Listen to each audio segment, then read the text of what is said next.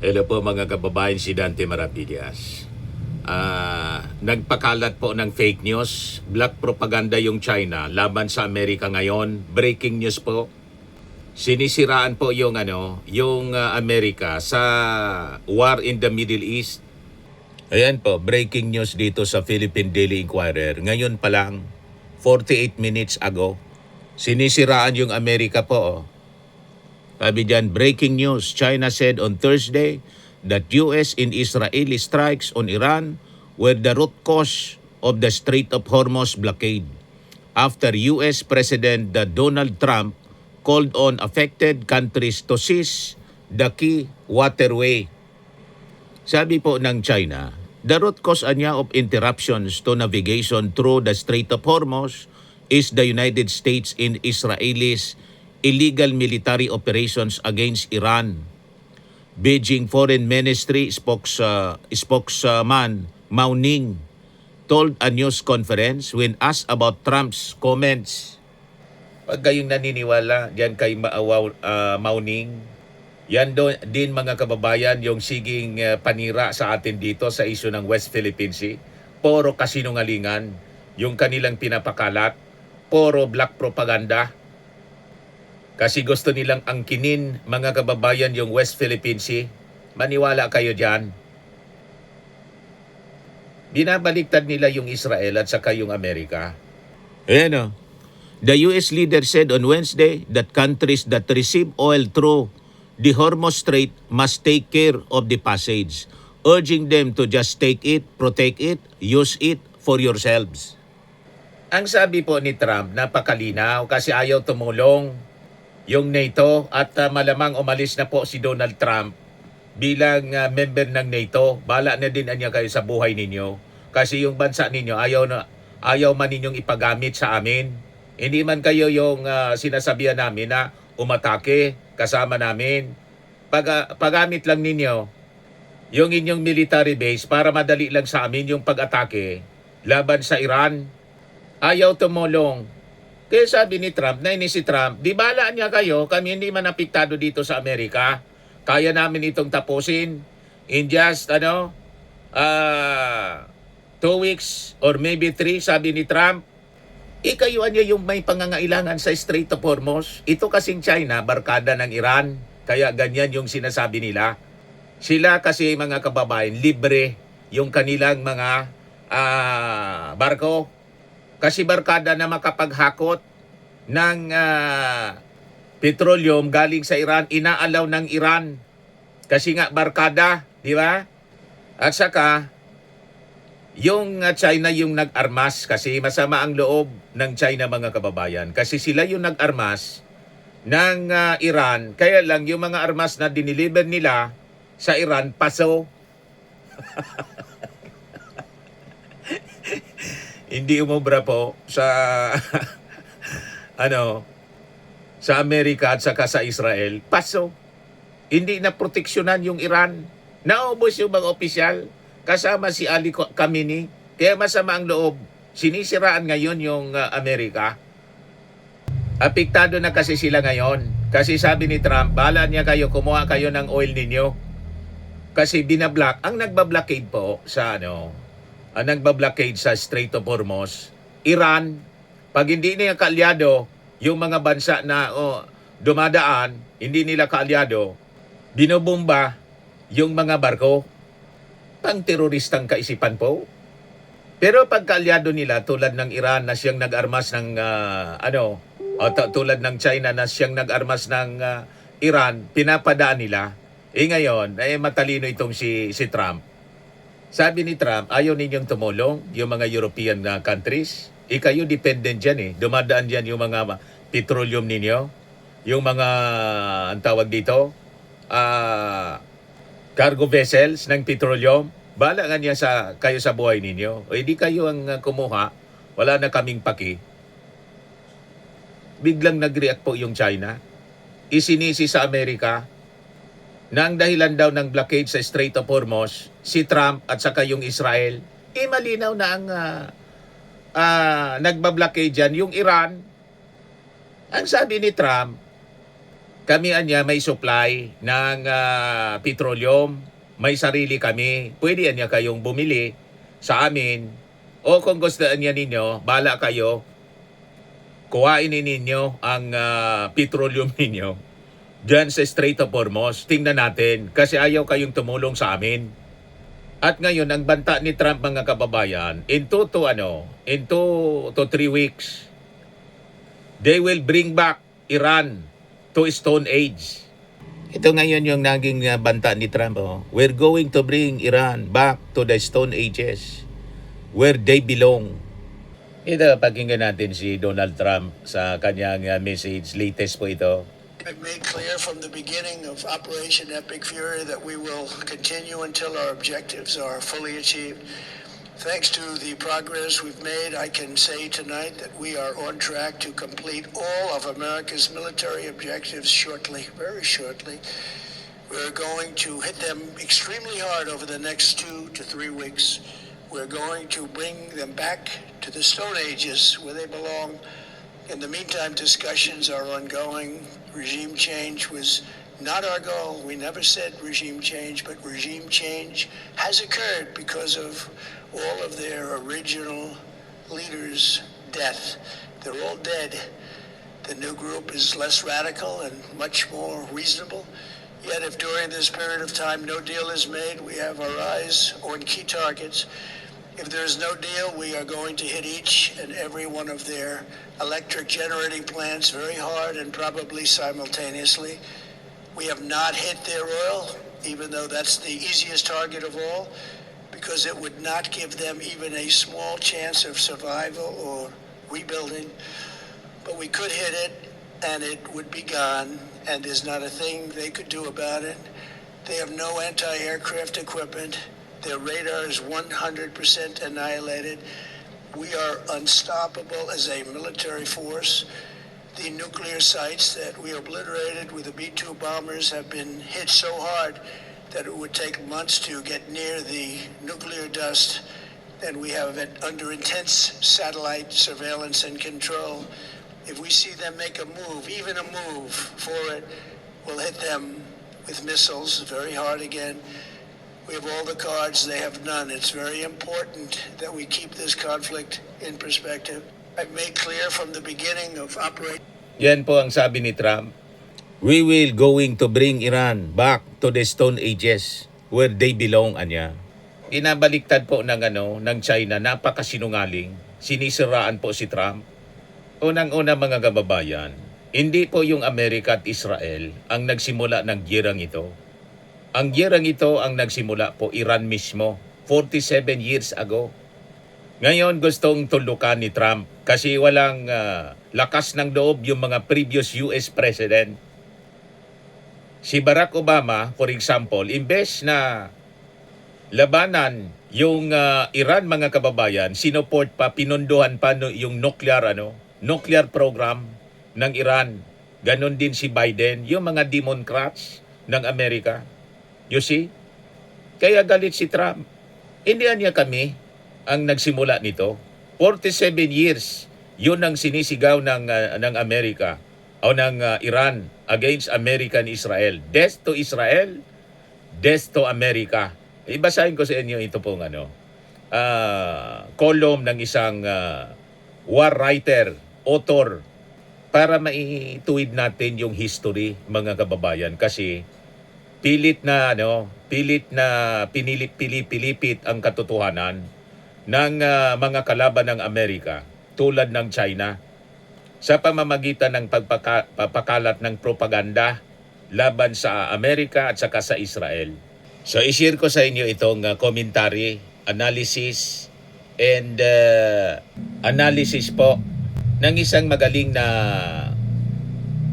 war writer, dating US military officer, army officer, si John Spencer. Yan Iran's war on the United States did not start yesterday. Operation Epic Fury, United States military action against Iran. Para po hindi tayo maloko ng mga propaganda ng China. So sabi dito, Iran started a war against the United States in 1979. 47 years ago. Ang Iran ang naglunsad ng giyera laban sa Amerika at saka sa Israel. After na, mga kababayan, patalsikin yung Shah of Iran. Yan ang history niya. It has never stopped, sabi po niya. That is not rhetorical flourish, it is historical fact. Niloloko po tayo ng China. Niloloko ng China yung mundo para kumampi sa kanila. Di ba? Tinitwist niya yung history. Pinapalabas, traidor yung Iran. Yung Iran po ang sponsor ng terrorism sa buong mundo. Kaya nagkakagulo po sa Middle East. So sabi niya, on November 4, 1979, Iranian militants seized the US Embassy in Tehran and held 52 Americans hostage for 444 days. That was not a protest, it was a declaration. The newly established Islamic Republic defined itself in opposition to the United States and built its foreign policy around confrontation with America and its allies, lalo na po yung Israel. Since then, the pattern has been consistent. Kaya huwag ninyong sisihin yung Israel, huwag ninyong sisihin yung Amerika, kasi ang nagsimula ng girang ito, Iran. Laging sinisigaw po ni Ali Khamenei nung una pang Khamenei, si Ruhollah, yung unang leader, death to Israel, death to to America. Ang tingin nila sa Israel, the little Satan, Satanas. Ang Amerika, ang tingin nila mga kababayan, the greater Satan. Basahin ninyo yung history. In 1983, 241 American Marines were murdered in the Beirut barracks bombing. An attack carried out by Hezbollah, ang tag-sponsor ng Hezbollah, kalaban ng Israel, mga kababayan, terrorist organization, ang sponsor niyan, Iran. With Iranian backing, it remains one of the deadliest single days for the Marine Corps since World War II. Matindi yung pinagagawa ng Iran sa Amerika. During the Iraq War, Iranian-backed militias killed 603 U.S. service members, according to Pentagon assessments. Iranian-supplied explosively formed penetrators tore through American armored vehicles. I know this personally kasi sabi ni ng author, dati siyang army officer. Siya yung author ng binabasa ko, John Spencer, war scholar, chair of war studies, Madison Policy Forum. John Spencer is a retired United States Army officer, researcher of urban warfare, and author. He currently serves as the chair of urban warfare studies. So isang credible person to speak kasi experience niya mismo. Dati siyang military officer ng Amerika.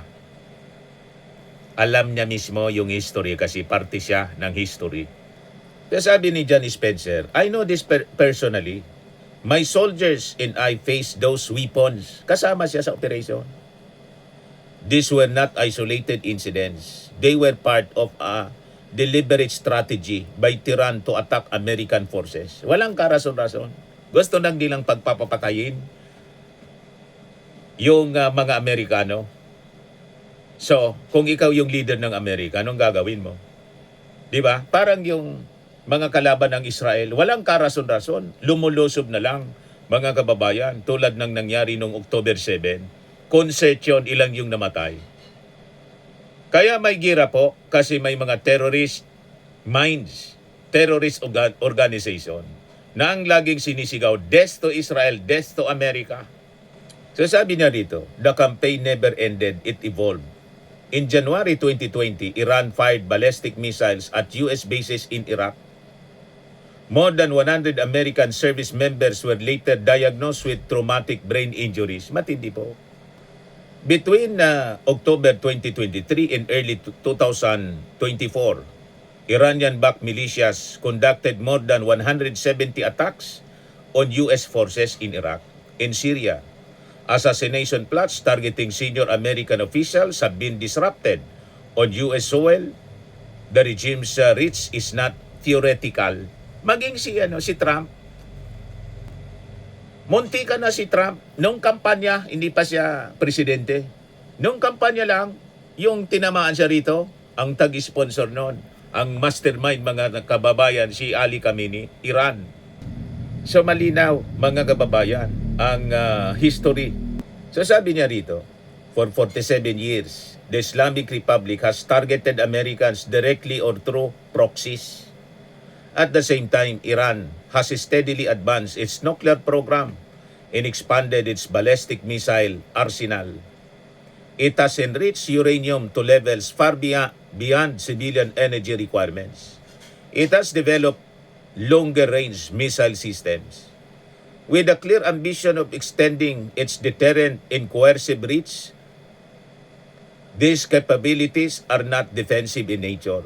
They are designed to threaten regional stability, intimidate neighbors. Yan ang objective niya. And eventually hold broader targets at risk. Diplomacy has been attempted repeatedly over decades. Negotiation, sanctions, relief, inspection, back-channel talks. The theory was that integration or incentive would moderate behavior. Hindi po nangyari. Binigyan ng pera, bilyon-bilyong dollars ni Barack Obama. Kaya biniblame po si Barack Obama. Imbis gamitin sa kanilang nuclear energy program, yung sa electricity po, ibinili ng mga armas para i-develop yung nuclear weapons. Nakita ninyo? To threaten Israel and America.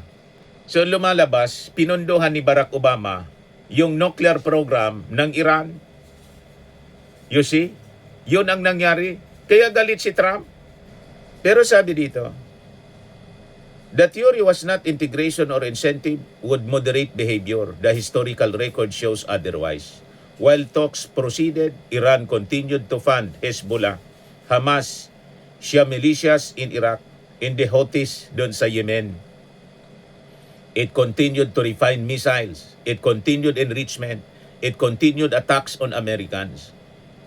At some point, a pattern must be acknowledged for what it is. Under Article 2 of the Constitution, the President of the United States is the Commander-in-Chief. That authority is not symbolic. It carries the duty to protect American lives, American forces, American assets, and American interests.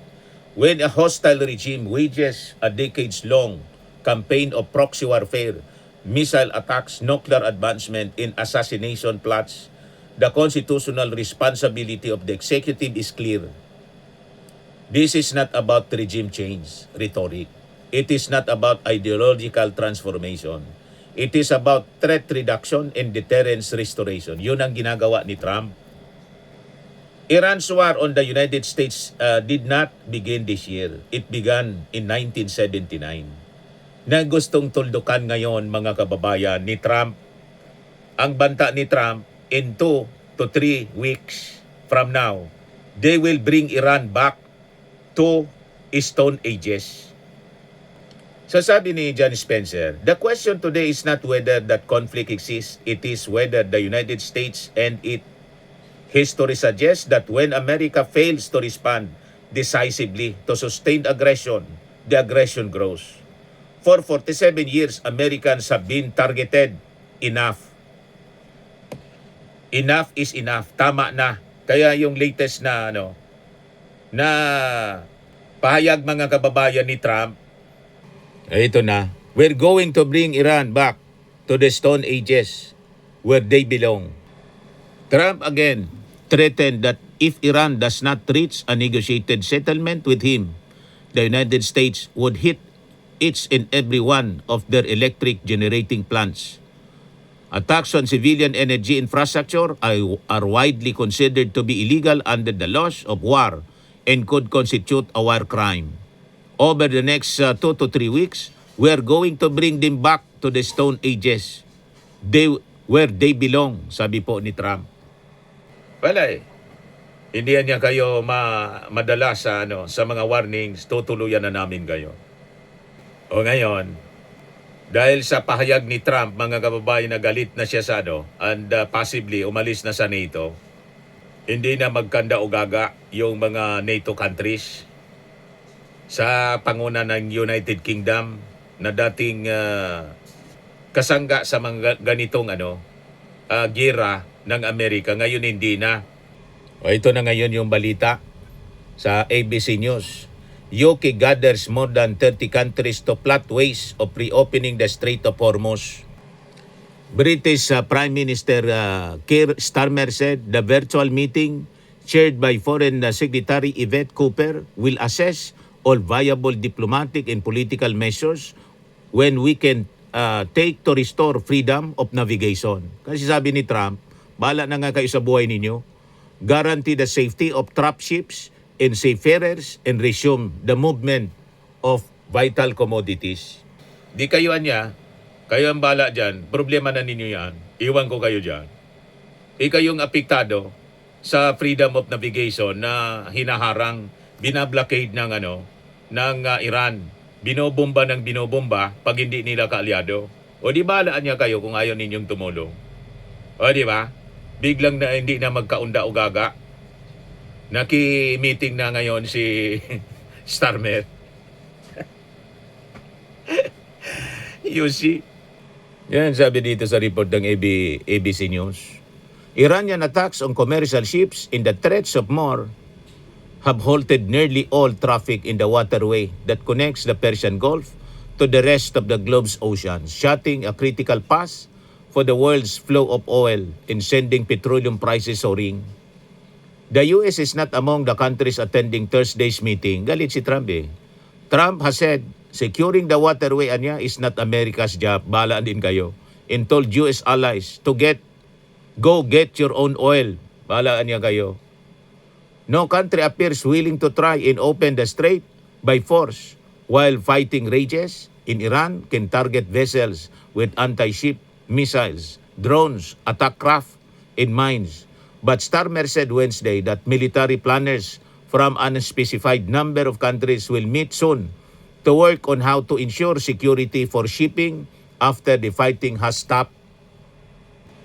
In the meantime, 35 countries including the UK, France, Germany, Italy, Canada, Japan, the United Arab Emirates have signed a statement demanding Iran stop its attempts to block the strait and pledging to contribute to appropriate efforts to ensure safe passage through the waterway.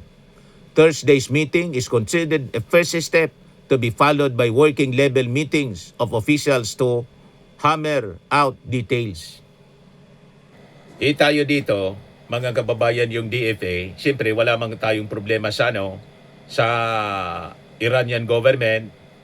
Nakiusap tayo na baka pwedeng padaanin yung ating barko na kukuha ng petroleum supply sa Strait of Hormuz. Iyon ang nininegotiate ng DFA. Ayan o. Iran asked to designate Philippine non-hostile for